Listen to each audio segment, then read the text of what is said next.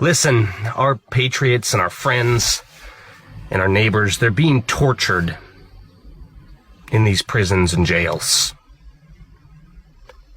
Ammon Bundy was left without food for 2 days after his transfer to Nevada.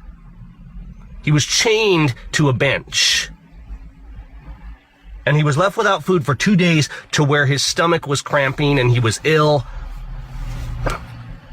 And he told the story. He's been letting people know what happened because he wants people to know that we need to seek God. And all he had was appealing to heaven. And so he just begged for God to intervene. And eventually he started banging his shackles or whatever it was in there. He started banging them together to try and get the guard's attention. And one of the other prisoners heard. And eventually a guard came and he said, well, the kitchen's closed.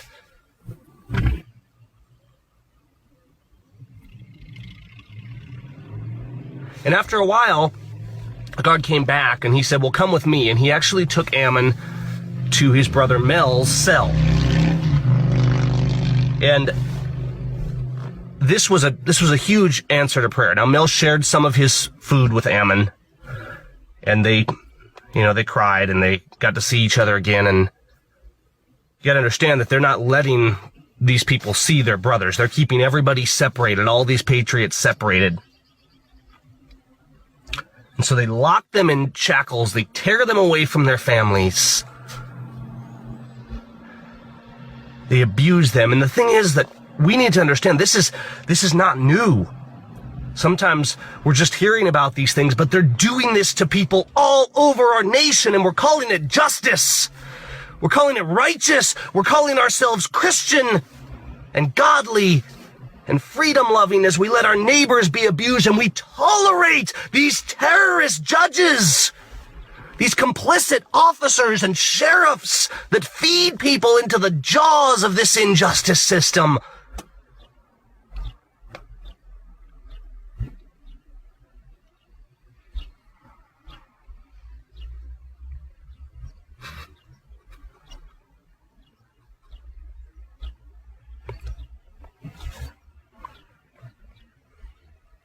What's it going to take to make you realize your words have power and that your silence kills? What's it going to take to make you realize that we don't have America and we don't have liberty, and that our judges and our government are the terrorists, and that these politicians we keep voting for and that say they're for us and that say Constitution are not, and they do not have courage and they will not stand. They are not with us. These people we're electing and our politicians and our bureaucrats, if they're not openly declaring this evil, if they're not boldly standing against this, they're not qualified to be our officers and our sheriffs and our representatives and our presidents. They're not qualified to lead. They're not qualified to serve.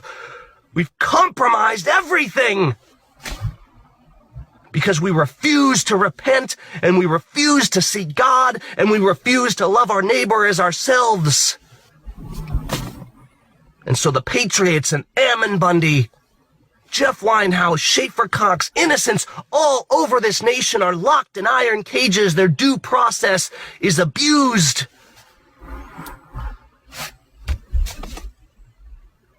Injustice reigns supreme.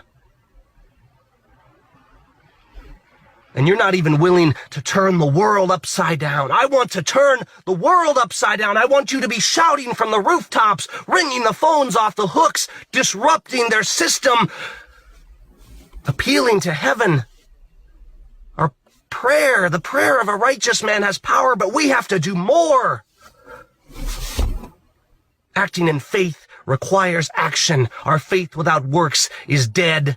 Our profession of liberty and justice without action is a lie. They're torturing and they're abusing our friends and our neighbors and our communities, and we're still tolerating it. How much more is it going to take? How much more do your children have to be shackled and enslaved before you'll step up and start disrupting and standing against this evil, evil system. We can do this.